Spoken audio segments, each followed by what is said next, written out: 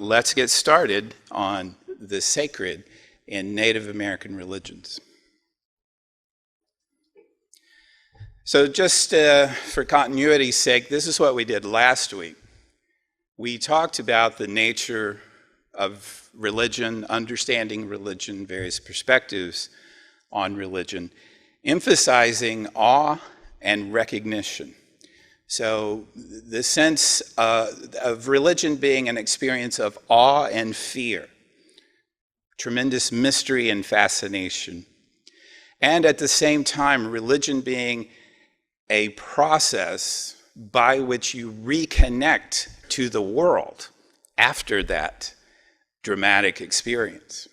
So it's one thing to have the experience, it's quite another to come back and reconnect, share it, and develop perhaps a religion based on it, is the way that often works. We talked about ways of misunderstanding, about the kind of religions are all the same idea, or religions are too different to even talk about. And we talked about ways forward through these lenses that we're using during our time together, the sacred, myth, ritual, community, and the individual. We talked about William James' wonderful definition of the belief that there's an unseen order and that somehow our supreme good lies in adjusting ourselves to that order. We talked about Paul Tillich's notion of religion as that which is of ultimate concern, and some others. So tonight, the sacred, and we're going to train our lens of the sacred on Native American religions. Now, you may have seen in the original flyer that we were going to talk about African religions tonight too. I decided, given last week the depth of the questions and the conversation we had, that we could go a little deeper and focus on Native American religions solely, because we can. So that was originally, the lectures were originally designed for about a 10,000-foot view. So we're going to bring it in a little bit to about a 5,000-foot view tonight. All right. So the sacred and the profane is a phrase that comes from one of the early scholars, prominent scholars of religion, Mircea Eliade. And he says, quite simply, the sacred is the opposite of the profane. Okay, good. It's a little more complex than that, but not too much more. The sacred is that which is the holy other that Rudolf Otto talked about. It's the unseen order that William James referenced. So anything that is not that is profane. Now, profane is a Latin word that simply means in front of the temple. So, right, again, pretty simple. So you have the sacred temple, and then you have the place that's not sacred, which is every other place starting right in front of it. That is, we have come to use profane to mean something more aggressive than that, but it's really not. It's really kind of a synonym for the mundane or the everyday. Eliade said that there is sacred space and sacred time. That's how we experience the sacred. Sacred space, accordingly, like the temple, is always marked. You're in sacred space right now. The University of Philosophical Research, the campus, is marked. We have walls, we have gates, we have buildings, and it looks different from its surroundings, right? There are often gates to sacred spaces, even if it's just an opening. You've got to mark the difference. So you've got to know when you're crossing the line from the profane or the everyday into the sacred. This can happen with natural phenomena like the Grand Canyon here. As I mentioned last time, a sacred space for me and for the Hopi and other people. There are all kinds of sacred spaces. They do not have to be religious in nature. In fact, they are more often than not perhaps natural phenomena, like the Grand Canyon, Devil's Tower for the Kiowa, well, just various places that now are often covered by churches, cathedrals, etc. So sacred space seems to be recognized no matter what people are recognizing. For example, the Kaaba in Mecca was most likely worshipped before the rise of Islam, because it's basically a meteorite and it's pretty weird and it's awesome, and that's what draws us to the sacred. We also have sacred time. And sacred time, again, the emphasis here is difference, radical difference. I think you all have probably experienced sacred time. It's different from the mundane. It is, for example, reversible. So, for example, to apply this to Native American religions, the Dene or the Navajo have a sand painting ritual that's a healing ritual. And it's very complex and elaborate, but basically the idea is to go back to creation. Well, yeah, you can go back to creation because sacred time is fluid. It's reversible. And of course, at creation, everything's okay. So if you can get back there, you're going to be okay. You get back there through the ritual. It does not flow. It's a whole different thing. Well,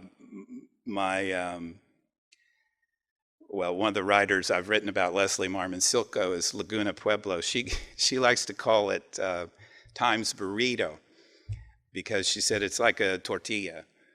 Time is like a tortilla. You can just fold it over, and then these two events that are seemingly far apart now are right next to each other.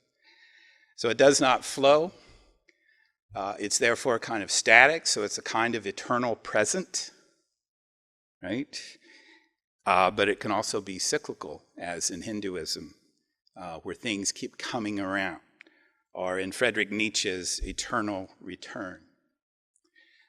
So space-time, and now ecstasy.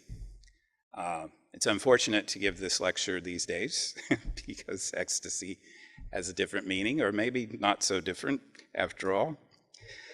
But you have experienced sacred space, you've experienced sacred time, you've also experienced ecstasy. This is a Greek word with a prefix of ek, which means out, and stand, histanai, stand. To stand out. To stand out of what? To stand outside of oneself. You ever had that experience? Yeah, me too. This is the zone, if you play sports. You can hear Michael Jordan talking about the basket looking like a big bucket and feeling like everyone around him was moving in slow motion. Yep, that's what it looked like.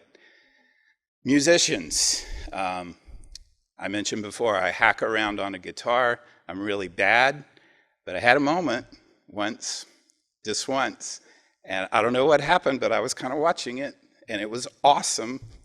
I was ecstatic about it. I think mothers probably have this feeling, giving birth.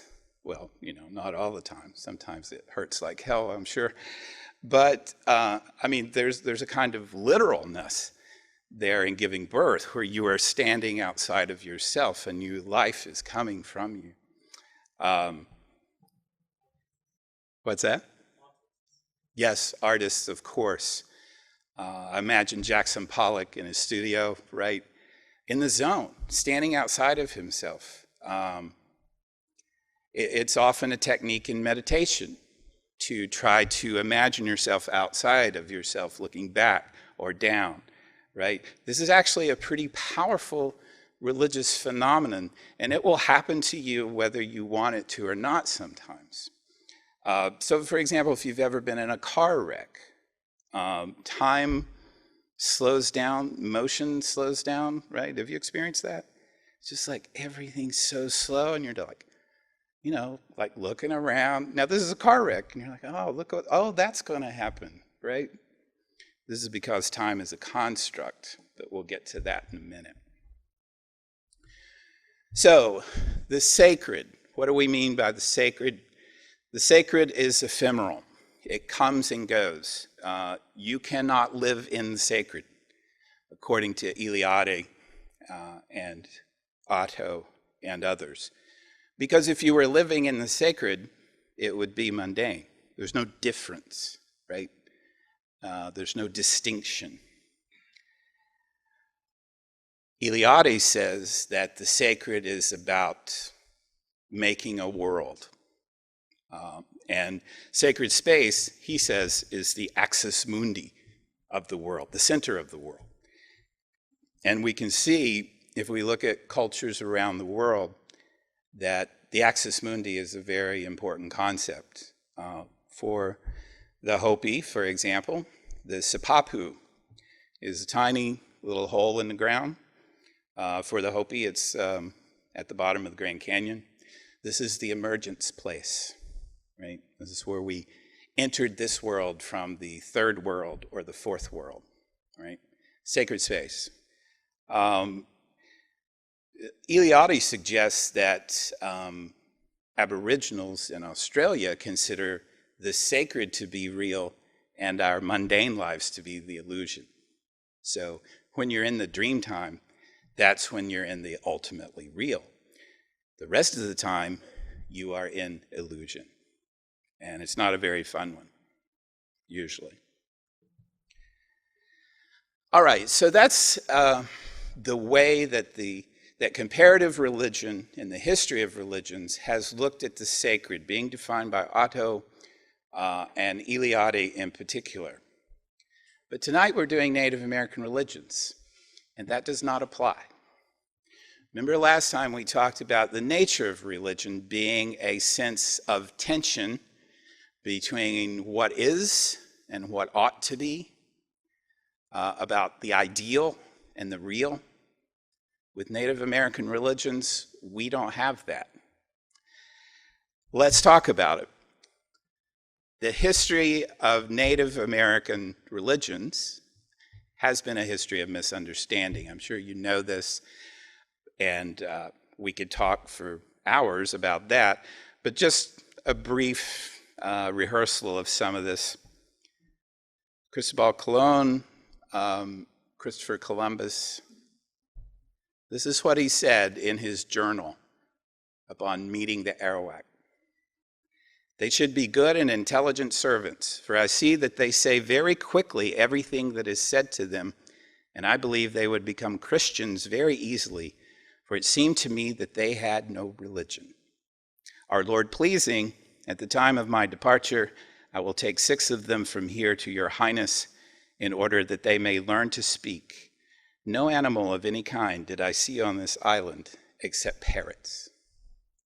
I find that to be one of the most amazing paragraphs in the history of the world. And it says a lot about Europe and Western culture. And I don't know why, I don't think this is intentional, this notion of repeating everything that is said to them and then finishing with, all I see are parrots.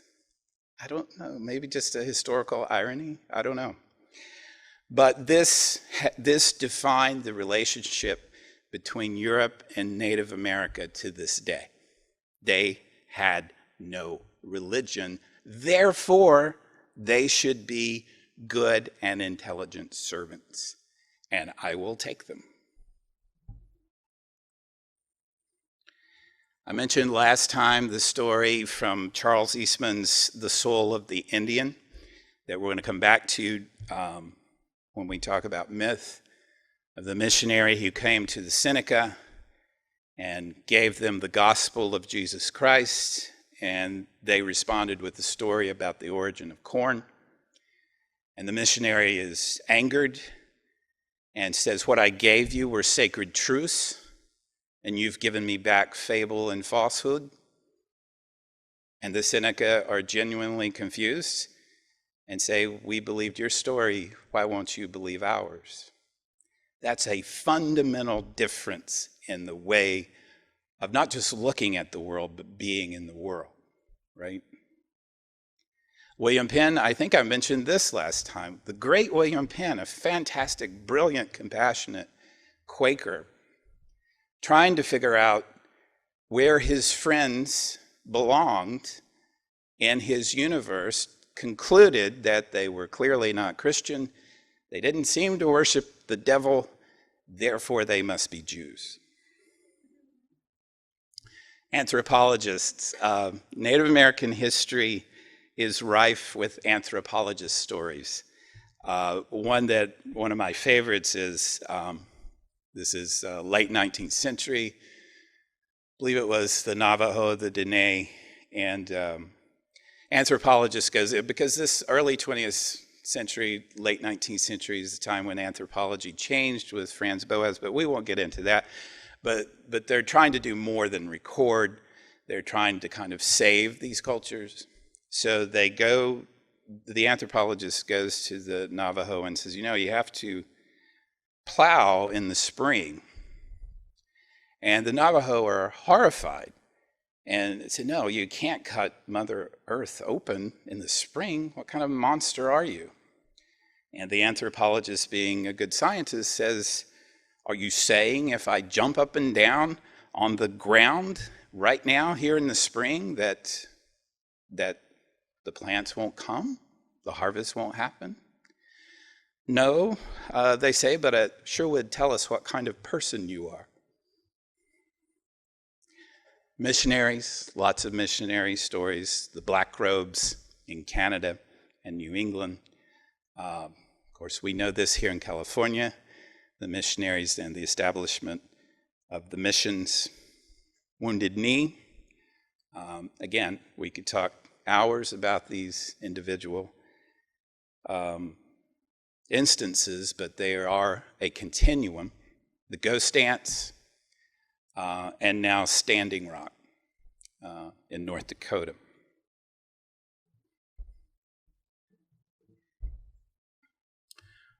How do these differences arise?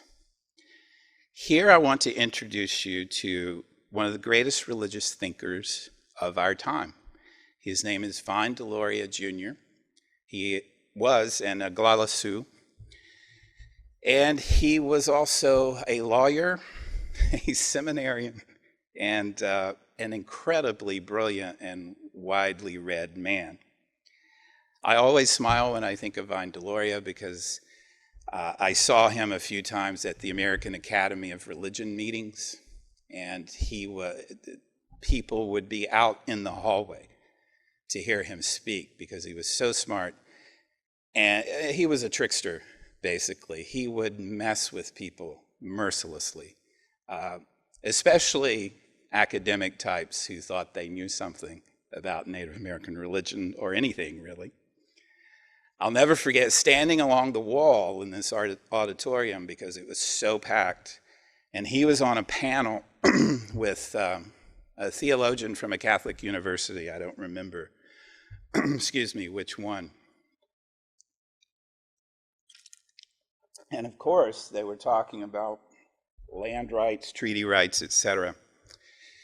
And the theologian gave a very nice disposition on the problems of native land rights in the contemporary United States. Vine turned to him and said, I would think this would be easy for a Catholic. If you steal something, you give it back. Poor guy. He had nothing to say because there is nothing to say. In this book, God is Red, there is a crucial chapter called Thinking in Time and Space. And it's the pivot on which the whole book turns. And his contention is that the differences between native religions and Euro-American or Western religions is that native religions are based on space, in particular place. Euro-American and Western religions are based on time. Stop and think about that a second. It's taken me a while to get this as I've taught this book because I'm in the time worldview, right? And so are you. Having a worldview based on time generates a sense of linearity, obviously, but more than that, it generates a sense of revelation that at a point in time, the unseen order, William James's unseen order, Rudolf Otto's holy other, breaks through into time, right? Well, what are you going to do with that? You're going to mark it. You're going to celebrate it. You're going to derive a religion from it. Okay, fair enough. Now, I should say before I go on, Deloria is not setting up a binary here. He's not doing that. He's not saying native peoples solely live in space-based thinking and don't deal with time. This is more of a continuum. It's not a binary. So let me show you. Well, let me keep going here. If you have linearity and revelation breaks through, you also get a sense of destiny, right? That word have any echoes for you in regard to Native American history? The destiny is manifest, right? It's pretty clear.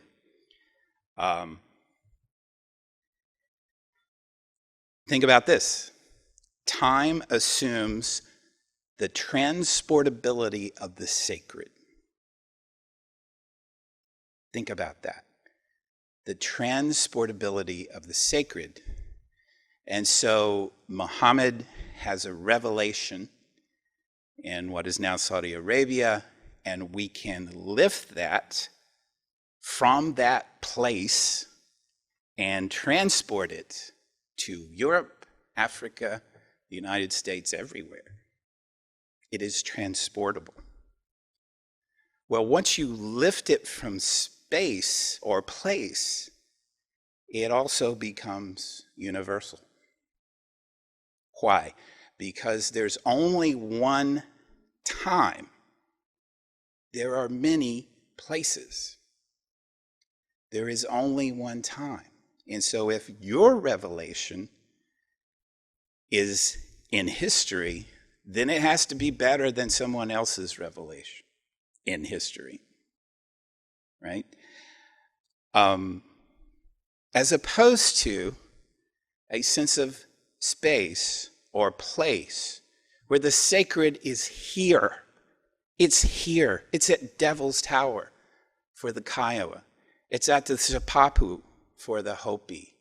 It's in the Black Hills for the Sioux. It's in Blue Lake for the Taos Pueblo. Okay, if that's the case, I don't need to go anywhere. Why would I go anywhere? It's not transportable. It's not universal because the space itself is not universal. You see? Stay with me here. Deloria also talks about how time is disorienting. Time is disorienting. We kind of talked about that already, how time is a construct. It flows differently at different times. So, for example, we think of clock time, and we use clock time, but that's not what we experience. Because it was like a couple years ago I got my PhD. It wasn't 30 years ago. That's not what it feels like. It wasn't 5 years ago that I moved to Los Angeles. It was last year, wasn't it? Right? You know what shapes the flow of time? Emotion, right? other experiences, maybe even experiences of place, right? So I've driven across the country probably 24 times, completely different flow, you know? I had no place to be, and so time kind of slowed down, even stopped. This gets carried over, or not carried over, but this gets articulated among Native peoples, where there's no January. January, what's January? Janus? I don't know Janus. What, some Roman god or something? It's abstract. It's completely abstract. All right, we'll call it January, or October, or November. Sure, we'll call it that. Among the Plains tribes, for example, January is the moon of the popping trees. It's experiential, right? It's so cold that the trees pop. Oh, I know January on the plains. Yeah, I can feel it right now.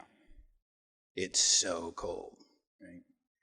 So it's abstract versus experiential.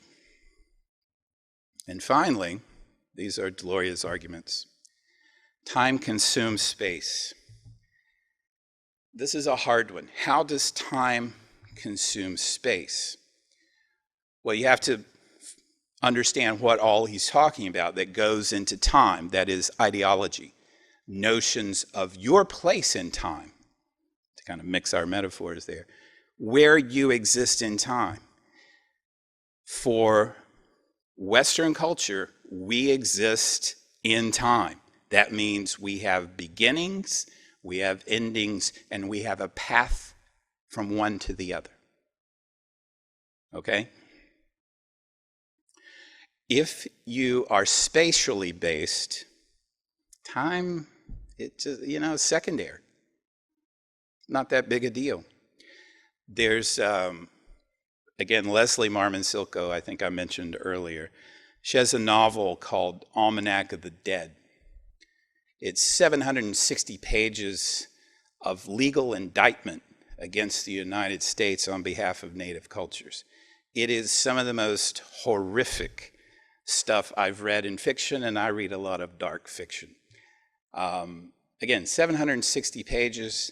I'm going to spoil it for you a little bit so you don't have to go through the 760 pages of horror.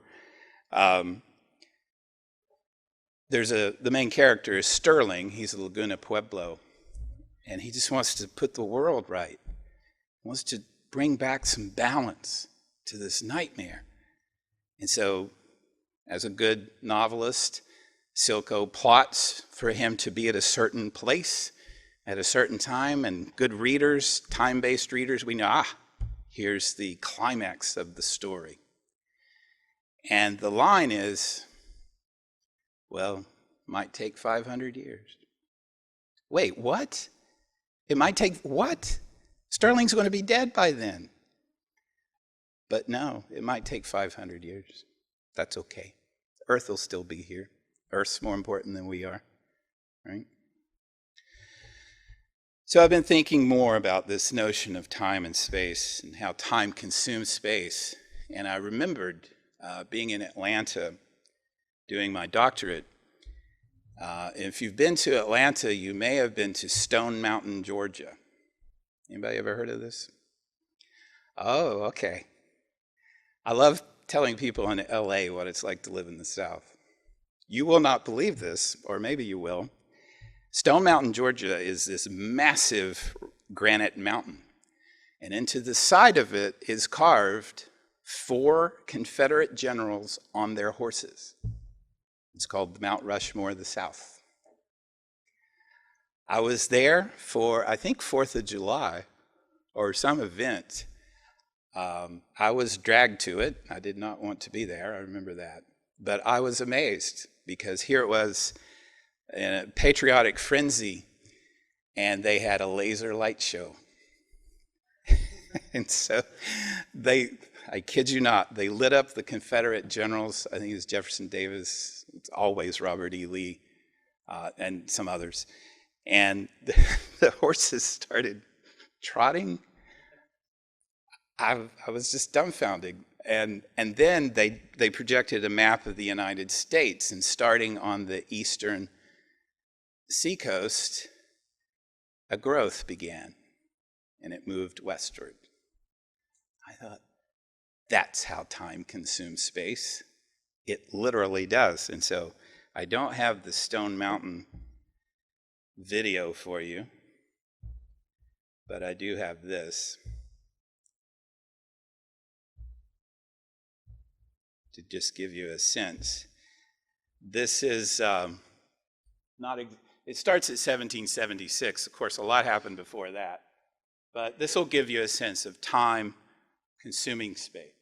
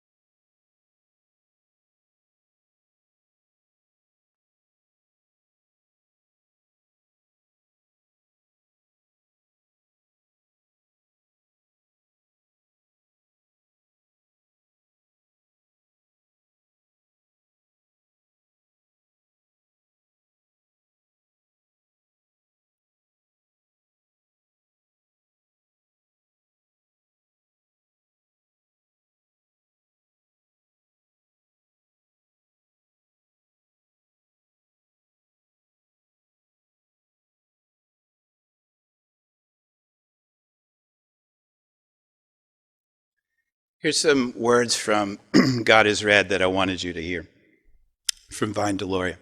American Indians hold their lands, places, as having the highest possible meaning. It's another word for the sacred, right? And all their statements are made with this reference point in mind. Immigrants, he means you and me, by the way. Immigrants review the movement of their ancestors across the continent as a steady progression of basically good events and experiences, thereby placing history, time, in the best possible light. I also found this interesting. This was written in 1973. It was updated slightly in 1992.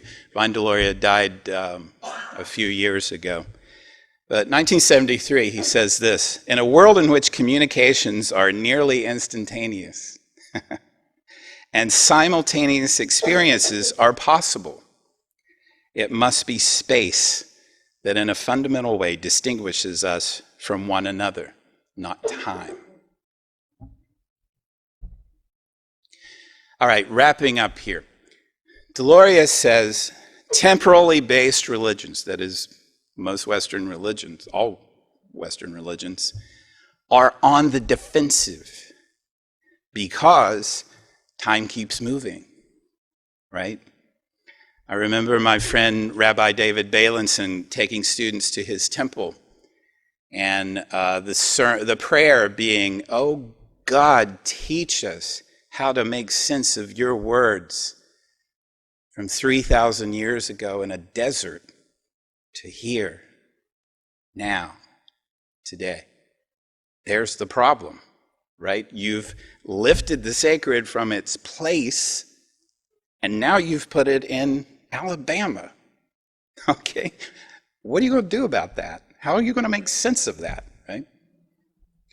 There's an inherent judgment of other religions because, I mean, he's not saying that they all do it, but he's saying that it's there. The possibility is there.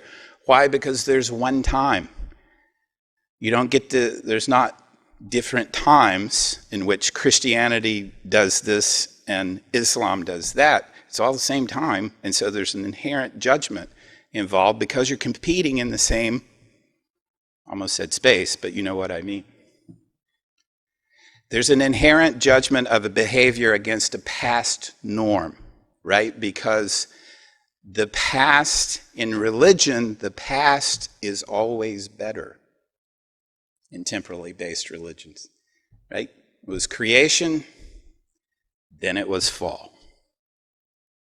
And we've never recovered from our fall. And in fact, the only way to get out of this is to kind of create a new heaven and a new earth, right? We don't get to go back. We have to create a new heaven because time keeps flowing relentlessly, right? Temporally based religions are portable. For good or ill, they're portable. You can move them around, right? And there's probably no better example of that than the United States right now, where I should do just a little book or something on the conversations I have with Uber and Lyft drivers coming to the University of Philosophical Research. I swear, and it happened tonight. So a nice young man picks me up. He's talking about his 2-month-old child. He looks at the destination and he says, University of Philosophical Research, what's that? Oh, well, I'm giving a lecture there on the sacred in Native American religions. Are you going to talk about shamanism? Okay, I could. Oh, you know about shamanism? I'm Mongolian. I came here 5 years ago from Mongolia. We know all about shamanism. Everybody goes to a shaman in Mongolia. I'm like, really? So he's telling me all about his experience with the shaman in Mongolia, and he's saying, you need to talk about that. Well, I'm not prepared to talk about it. But he was asking me, well, how's that different in Native American religions? Which Mongolian seems to be about divination more, like telling the future, but not in a superficial way, just like, what should you do? It's got an ethical component. I said, well, it's mostly healing. Shamans are often called medicine men and women. Oh, yeah, we don't do that. So, the religions, if they're temporally based, are portable and they are powerful. I don't think I need to make that point, do I? We saw the animation. You can pick up any paper and know that temporally based religions are powerful. Spatially based religions have a rootedness to them, obviously, so that when Geronimo and his band, Goyathle was his actual name, when his band of Apache are captured and moved to Florida, they don't last a year because they belong in the Sonoran Desert, not in Florida. Does anybody belong in Florida? I'm just kidding. Again, this is Deloria. In a spatially based religion, there's no need for preaching or teaching because it's all right there, right? Devil's Tower is right there. Blue Lake is right there. We don't need reminding. We are living in it, in the sacred, right? Every day. And everything is sacred, unlike Eliade, see? There's a book called Lame Deer, Seeker of Visions, you may have heard of. And there's a great scene where Lame Deer is cooking a stew. And it goes on for like an hour about what the stew means, right? Because it's just overflowing with meaning. Everything is overflowing with meaning because the sacred is always present. So there's no real profane. Ethics become indistinguishable from just custom. This is what we do. This is how we make stew. We honor where the stew came from. We recognize that there are forces larger than us that brought us this stew. Interestingly, there are no golden ages or utopias in a spatially based religion. Think about what it would be like to live without this sense of a perfect past or a perfect future and being in this middle trough where everything's terrible. You don't have to live like that. Humans don't have to, and haven't lived like that always. But of course, these spatially based religions are incredibly vulnerable, right, to missionary colonial appropriation activity because they can't leave. And when they're forced to leave, they're lost, right? So it's incredibly fragile. Yeah, Leslie Marmon Silko wrote a book called The Delicacy and Strength of Lace. And one of her prominent metaphors is a spider web. Spider web's very strong, but not in the face of certain forces, right? All right, so wrapping up, and then we're going to talk. The sacred in Native American religions is about what? It's about community. We're going to talk more about this because I think Vine Deloria missed something that is important. We'll talk about this when it comes to myth, especially myth in Christianity, and that is the difference between orality, speaking only, and literacy, that is writing and print. But both orality and spatially based worldviews produce community. Just for example, in an oral culture, you don't get to send an email. You don't get to send a letter. If you're going to share something, you have to be present, right? All right. Resistance. This is commonly overlooked in our general understanding of Native American cultures, is that there's no resistance. There is. There has been all along. And it's only recently that this has come into the mainstream news with Standing Rock. Think about Standing Rock and the protests there against the Dakota Pipeline with this understanding, with Vine Deloria's understanding of the sacred as space, right? So it's not about a political point. It's about life and death. It's about water, right? And poisoning water.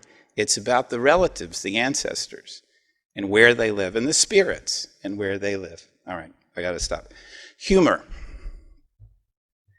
I was at a Native American literature conference in Minnesota on the res.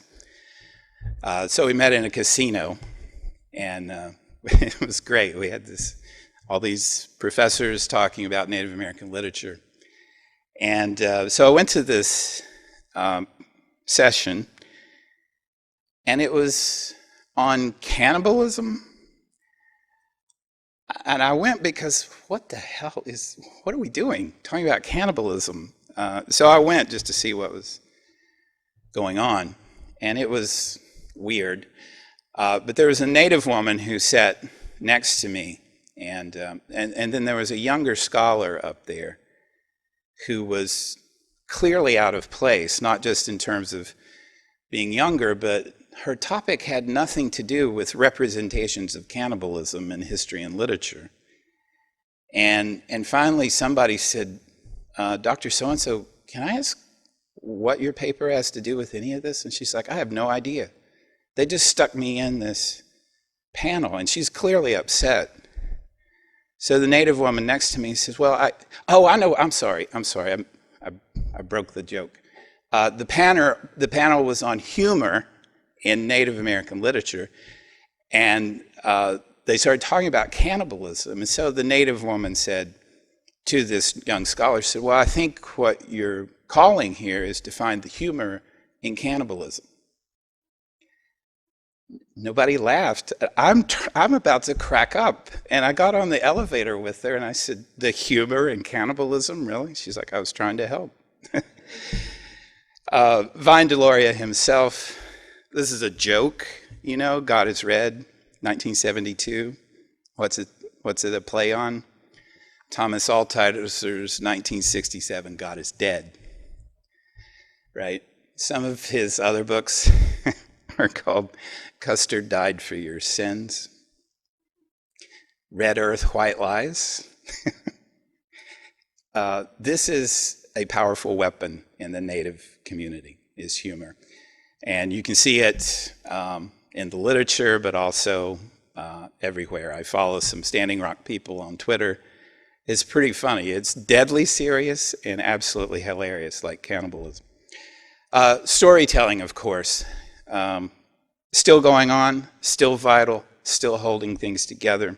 In fact, Sherman Alexie is a very interesting, funny, and powerful Native American writer. I don't know if you know his work.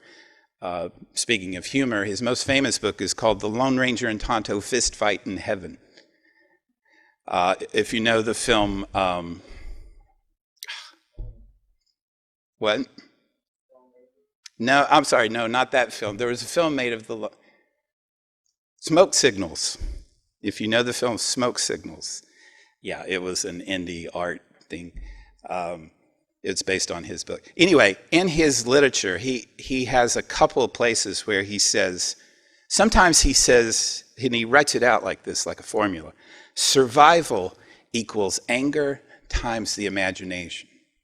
And sometimes he writes, literature equals anger times the imagination.